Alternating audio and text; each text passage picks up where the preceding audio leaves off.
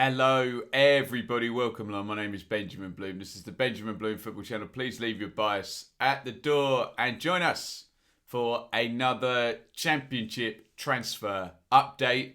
This is number 7 in the series. We do these every transfer window, summer or January, and we're going to talk about each and every player coming into the Championship. We'll talk about a few going out, but hey, we are most interested in the players we are going to be seeing this coming season in the Championship. Now, of course, you know my rules here. We are looking at done deals, so I need to see the website, the club website, the player holding the shirt, the boring interview saying I can't wait to get going. And I will talk about those players, and as ever, we don't get too caught up in fees. They're always undisclosed. Anyway, now I think we've got about 7 to talk about since I last did an episode.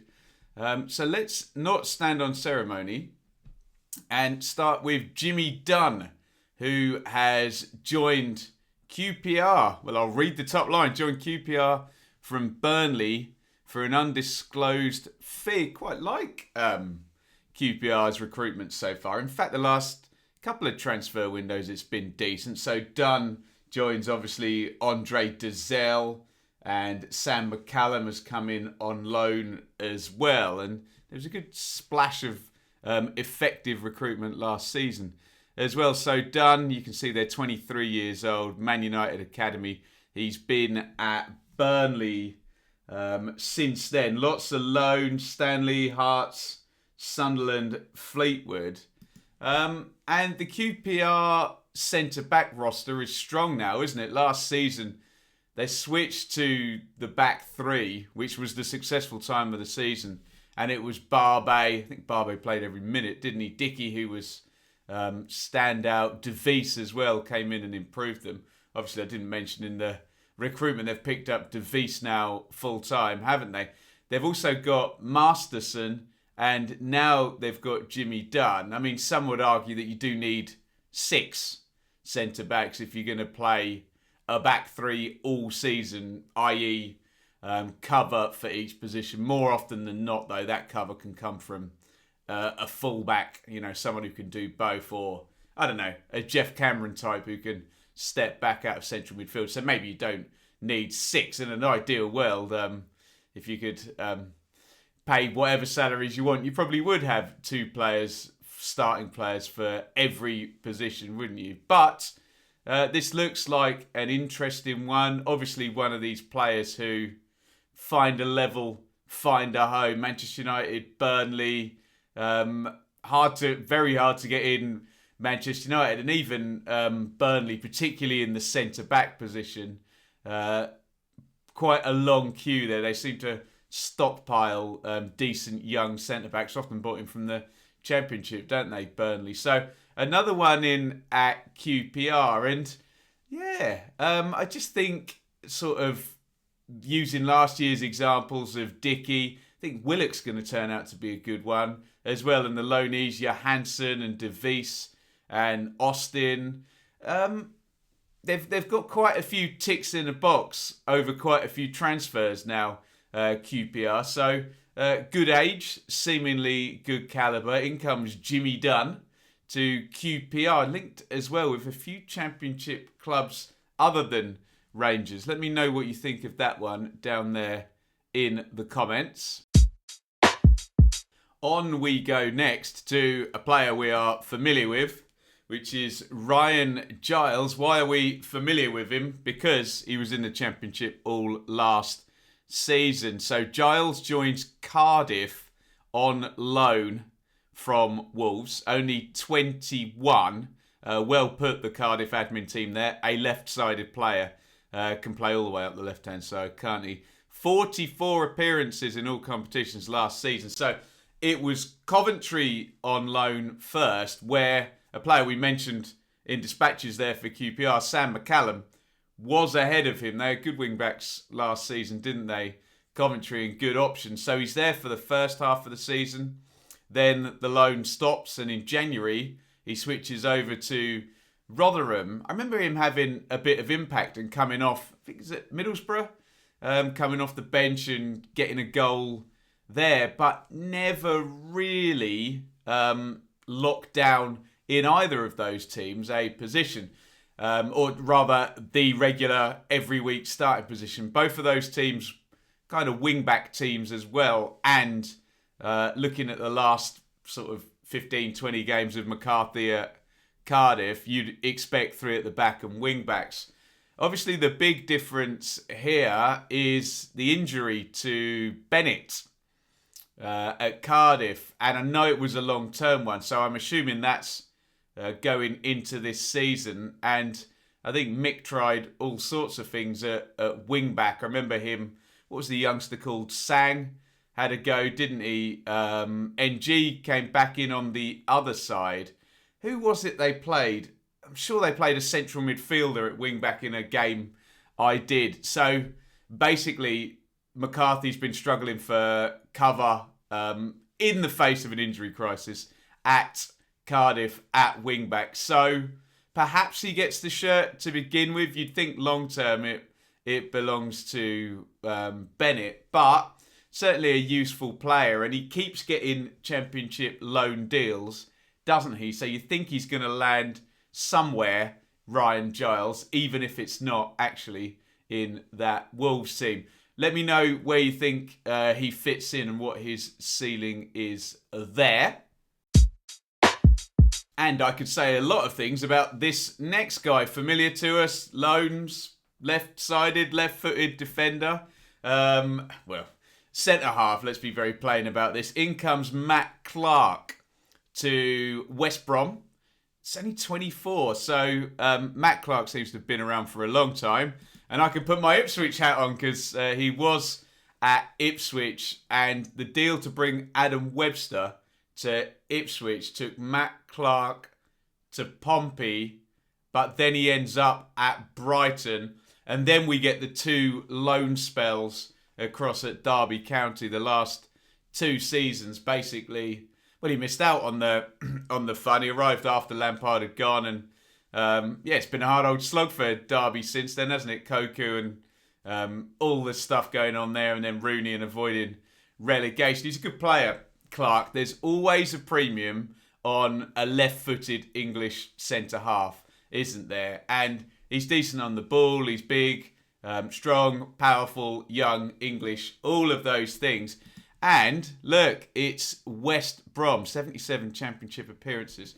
So we haven't seen a lot of movement yet from the Year 1 parachute teams. We've seen Marcondes go for free across to Bournemouth. We've seen Mowat go for free across to West Brom. And now Matt Clark. So we do expect it to ramp up. And look, we're talking about Johnston and Pereira particularly. Maybe Sander Berger. I don't know, Anguissa. There'll be players sold from these parachute clubs for lots of money at some point. That always happens, doesn't it?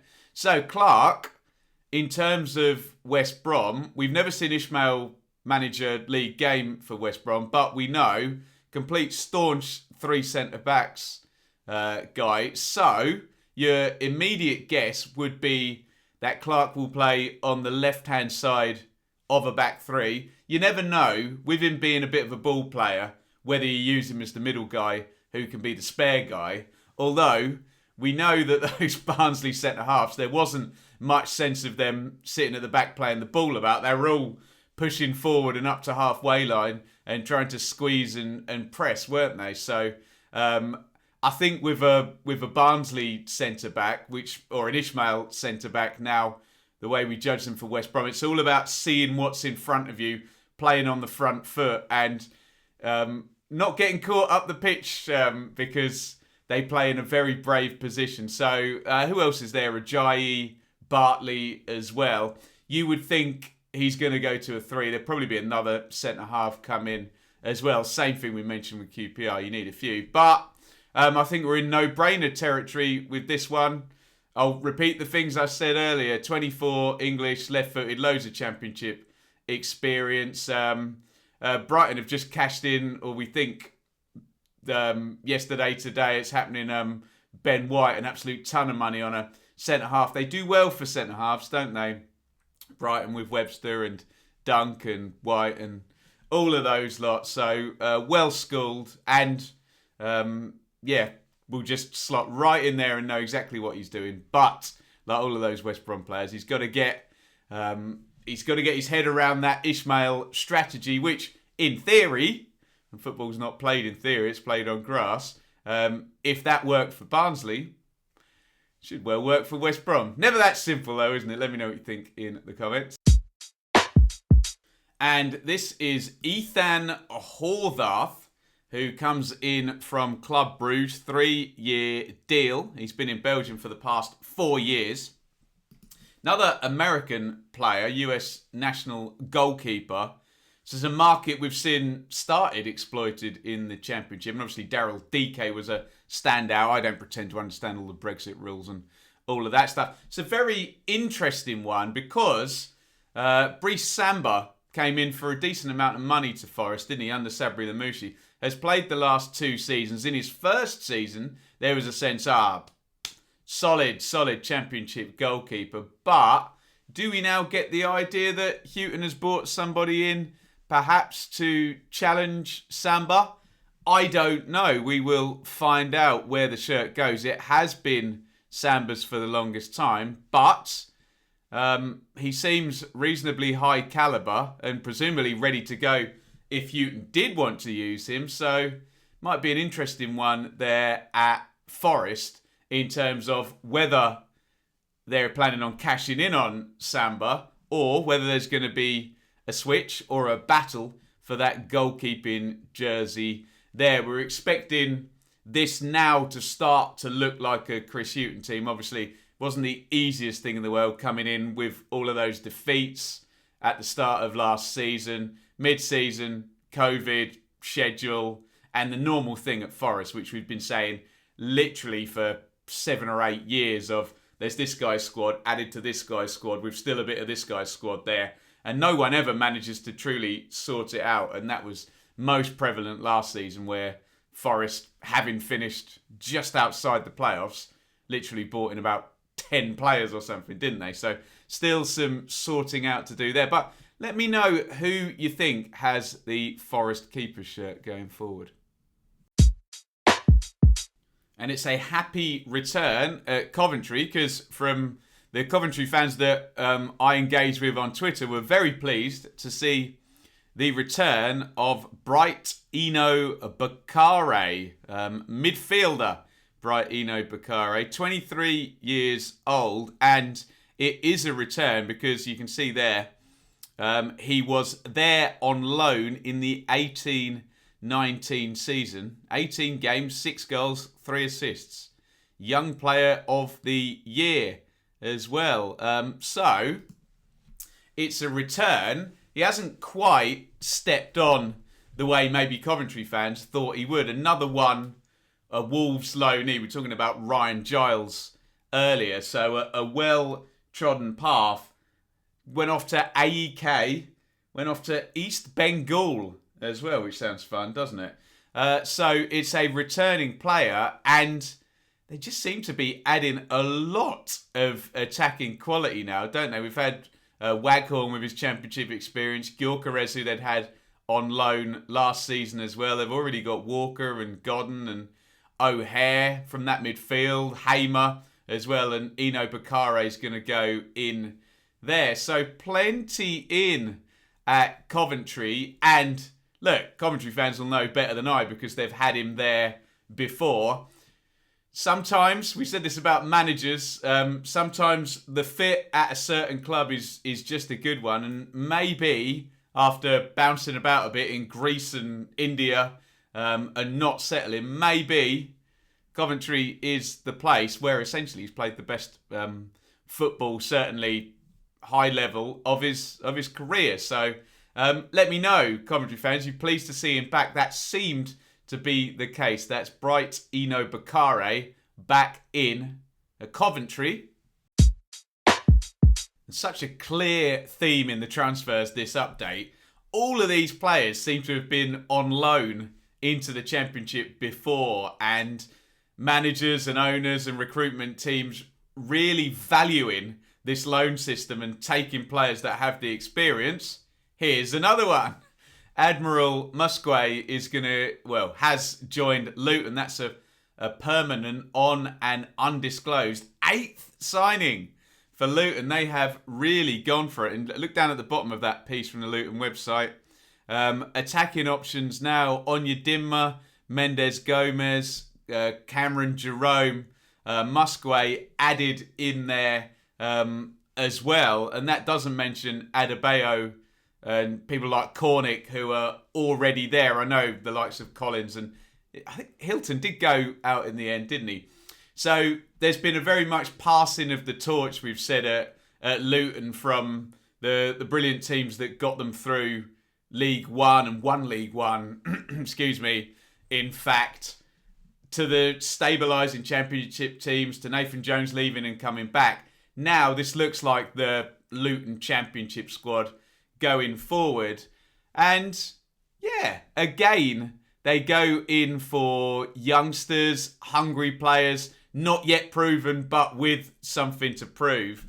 And we know Musquet because he was on loan at Wycombe last season from Leicester. And I think Championship clubs are very trusting of Leicester now as a very good place where people develop. Certainly Luton are, after having Keane and Dewsbury Hall on loan from there.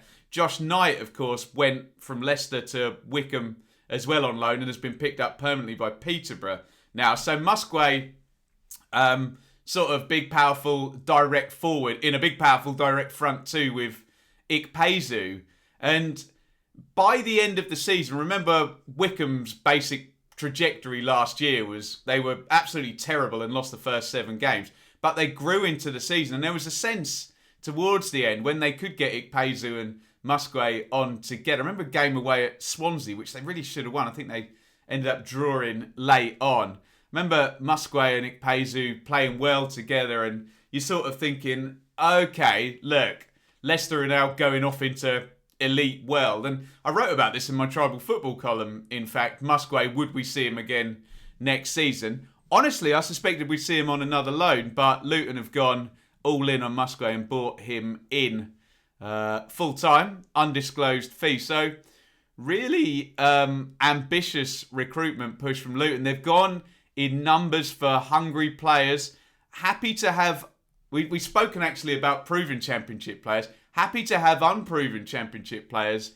Obviously, Cameron Jerome is kind of the definition of a proven Championship players. But you see people coming from Scotland and the lower divisions, and maybe loan players who've been here before but not permanent. So it's an exciting one. What will be very interesting now is the first month at Luton and seeing, okay, who that finished 12th in the division last year is going to be in the team, and who's out of these 8 new signings is going to be part of the team. So yeah, they're definitely stockpiling hungry players at Luton, and Musquet again fits that one. And they do seem to have some power and some firepower in that squad now.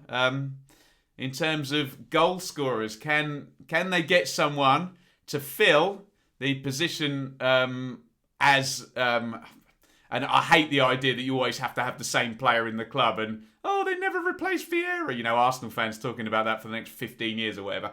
But James Collins was the go-to guy in terms of always being the top numbers guy at Luton for the past few seasons. So there's the challenge to all of those strikers. Go and get that 10 to 20 goals if you can, and Luton will be looking good, won't they? Let me know your thoughts. Musquet in permanent at Luton. And here he is, back again. Of course he is. There is Richard Keogh. And, look, before we even talk about Keogh, the player who signed for Blackpool, can we just please have sensible comments on Richard Keogh? He's joined the ranks of, sort of Wayne Rooney as one of the players or managers or whatever that people just cannot talk about in a sensible way. We either get stuff about him in the playoff final and Bobby Zamora, or this incident at Derby a couple of years ago.